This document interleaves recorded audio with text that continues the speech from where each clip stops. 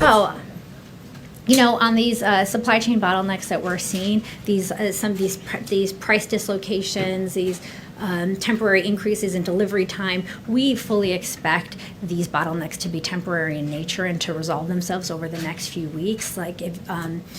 Again, these are good problems to be having. Demand came back much quicker than even companies expected. I think the success of our vaccination campaign surprised many people, and so they weren't prepared for demand to rebound in this way, but we still expect this to be transitory in nature. We're going to keep an eye on it, but we think it should resolve in the next few months. The status of where we are economically, recession, staving off depression, deep recession, where are we? I think Samira addressed that. I just So want she said, okay, strength. Okay. Strength. Okay. Josh. A little bit more about the semiconductor portion of this. And I'll point you to, on Friday, the OECD report. We're like the one advanced economy that I think our growth projections are above where we were at the pandemic. Was it 6.9? So. Good, Josh. On semiconductors, how do you plan to balance funding or support for foreign manufacturers, allies, partners, and domestic manufacturers? Is there going to be a preference given to domestic, or is there a risk that this could, support foreign manufacturers in a way that actually undercuts the domestic industry? How, if at all, do you plan on balancing that? So I think we are taking an all-of-the-above strategy to semiconductor manufacturing and expanding semiconductor manufacturing, both here in the United States and abroad. As you know, the President has called for Congress to appropriate at least $50 billion to strengthen semiconductor manufacturing here in the United States, including both leading-edge semiconductors and also some of the more mature semiconductors where we're seeing current shortages for automotive manufacturing and industrial applications.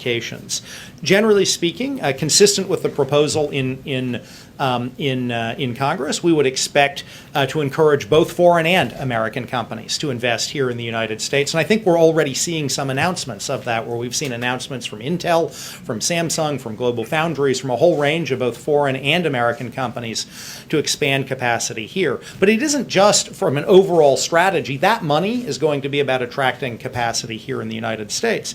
But from our overall strategy, it's not only about expanding capacity here in the United States, it's also about working with allies and partners.